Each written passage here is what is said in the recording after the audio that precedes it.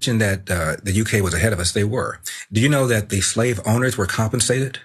After they lost their quote-unquote property, the government compensated slave owners. I didn't know that. Yeah, and so when people talk about reparations, do they really want to have that conversation? Because, like it or not, slavery was legal.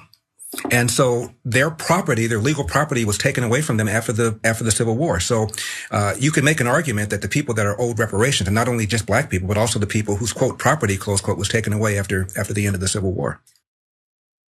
That right there is Larry Elder, who's, like a coin toss from being our governor here in California. So that's fun. So you can make an argument that the real people who suffered after emancipation were the slave owners. Yeah, I suppose you could. You could make an argument that like nothing spices up a weekend like getting infected with herpes. Do you have to though? Why would you do that? And why did I choose that specific example? But anyway, Francesca, he could be our next governor because of course the recall election is now just 1 week away. And it appears that he's like the most likely if the remove wins, he's probably the one who's going to become the governor. What do you think about that and about his argument there? He's not going to become governor because everyone is going to get their effing ballot in the effing mailbox and going to vote no. Okay, we're just going to do that right now after this show or as you walk to the mailbox to deposit your ballot, Californians. That's what we're going to do. We'll talk about Newsom later. But in terms of his argument, like, first of all, it is so upsetting, the grift, the very yes, white supremacist grift that is involved by being a black American and sort of using that, like the fact that you're black to basically throw the entire history of black Americans under the bus and to turn your back on that community, to turn your back on the reality of slavery, Jim Crow, and everything that's, continued on until today. Redlining, police violence, etc. The list goes on, right?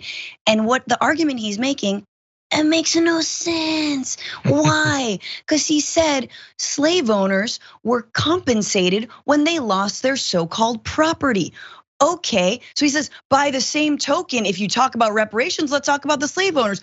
But the slave owners were compensated. So what are you talking about?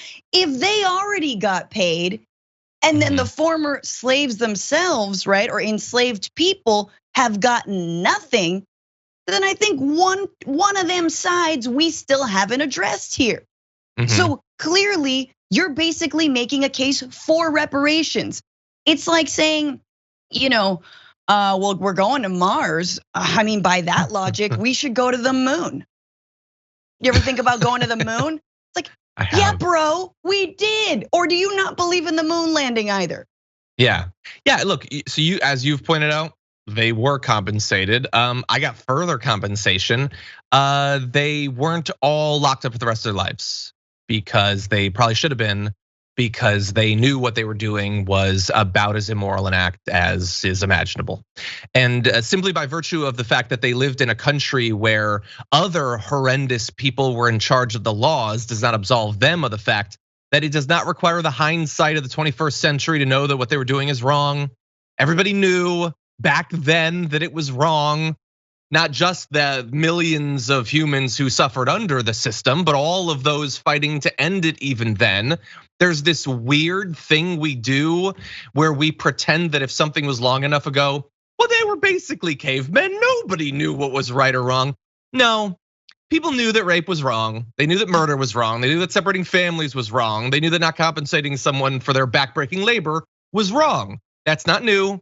It didn't start in the 80s or whatever. They knew it then. And to your point about like who he's meant to appeal to, I don't know. Maybe he believes every stupid, dumb word that he vomits forth. But I know the sort of people that like those messages, whether it's him saying it or it's Candace Owens. Interesting. I didn't know that. Like that was her response to all that. There's an audience for it. It's a reliable audience. Sucks. I wouldn't want to pursue it, but they seem to be doing okay. Yeah. Anyway, any further thoughts about Elder before we turn into Newsom? No. Let's turn to Newsom because okay, this so is the horse we got to stick with. Yeah. Well, let's go to the polls actually, because Justin Barragona did tweet out some polls, and at one point, the keep to remove polling had close to nothing. So if we bring this up, you're going to see that back in the beginning of August, those lines, they were a touchin'. But now it looks like keep has started to win once again, and that might be connected to the fact that Larry Elder isn't just like, man, he had a skeleton in his closet. The dude had like multiple storage spaces full of skeletons. It was it's not, oh, he said something bad once. Everything he's said for decades has been bad. And that seems to be hurting him in the polling. Yeah, no, I mean, and ultimately, this is a slim minority of people who want the recall to go forward, right? You're talking about 10 million Californians, and 1.9 of them, I believe, signed the petition to recall Governor Newsom. That is a slim minority, right? They're very active. They're really excited about it. So really, the obstacle for Democrats, progressives, leftists, socialists, anarchists, anyone who doesn't believe in sliding further and further towards fascism, even if they don't like Governor Newsom and he needs to do a lot better, is understanding that it's just about turnout at this point. It's about actually turning out. And because thankfully we have voting by mail and everyone should have been mailed a ballot, it's a lot easier, right? The hard part, of course, is the entire recall process itself that I know we're gonna talk about in a little bit, but really, it is the recall in and of itself is a giant mulligan for Republicans. It's like, oh no, I don't like John Cox is running, who lost against Newsom in the first place, Republican who lost against Newsom. No, I don't like how the results turned out. This recall process started even before the lockdown or COVID was even, a twinkle in Donald Trump's eye. Like that is what happened. They already wanted to recall Governor Newsom, and to be honest with you. Right, and that's already gone forward. And to be honest with you, the other thing they don't like about Newsom is that he's done things like expand rights for undocumented immigrants. One of the things that happened when Arnold Schwarzenegger became president, when we recalled Governor Gray Davis, I didn't, I think I was too young to vote at the time. But when Gray Davis was recalled, is that Schwarzenegger ran as a Republican, and even though he didn't turn out to be as terrible for some communities, for the undocumented community, he revoked the rights for driver's licenses unless you were documented. Now, personally, I think that that's a bad thing. That is bad. I think undocumented people are people, right? No human being is illegal, et cetera, et cetera, et cetera. That was something that the immigrant rights movement in California had to fight tooth and nail to claw back from that regression that happened, back in the day or not so long ago. So there are real world consequences, even though Newsom absolutely is not doing enough on many key issues that we care about. Not fans of Gavin Newsom or whatever, but like, not like these, not Larry Elder. I can't even tell you, like, here are the 5 things he'll do if he becomes, I have no idea. I don't think he knows either, but it isn't gonna be good. And I'm not interested in finding out which particular crazy flavor of not good it will be. So anyway, things look okay in the polling for whatever that's worth. And I have no idea what the track record of recall polling actually is. So I will just say the recall date is September 14th. You have up until, unfortunately, today to request your mail-in ballot, so please do that. But actually, no, I'm glad that you brought up that screenshot. Let's bring that up because you mentioned Trump in this. QAnon fans think that the recall election will actually result in Trump being reinstated. And you know why? You know why they think that? I don't, because not today. I'm not gonna learn that theory, but understand that they believe that those two things are intertwined. I don't wanna know. I just don't. But anyway, and to be clear, we've mentioned this before. One final fact about this is it's a 2-part thing, this recall. You either vote to keep him or to recall him. And if the keep is more than 50%, then we keep him. If it's below that, then you get someone else because he cannot be on the ballot if that wins.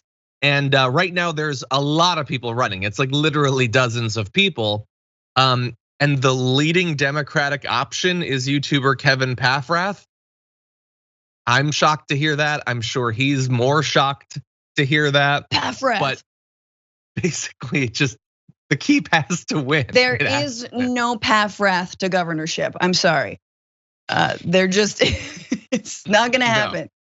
But it is confusing. So instead of saying keep, even though I like that, I'm like, it's vote no. It's no on the recall. No on recall rather than vote to keep. It's vote no. And you can get your ballot in, I believe, on the 14th. You can also vote in person. Early voting is underway already, so you can easily go probably CaliforniaCA.gov and find out where your local polling place is. Bring your aunties and uncles and your sisters and brothers, etc.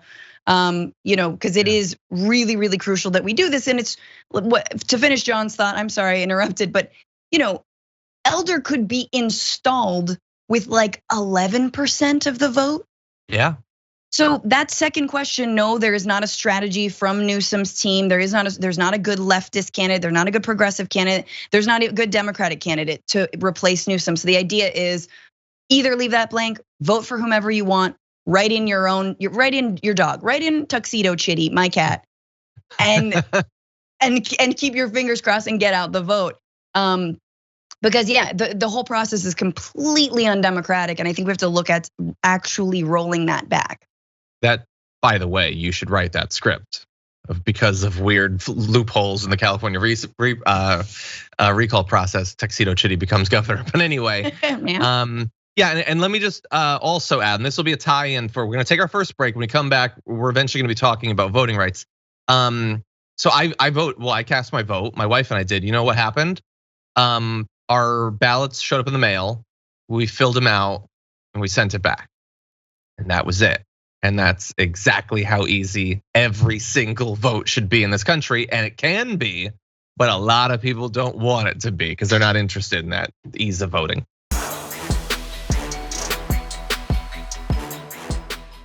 For more political news breakdowns, interviews, stories of activism, and me trying my hardest to care about the occasional big celebrity news story, subscribe to our YouTube channel at youtube.com/thedamagereport.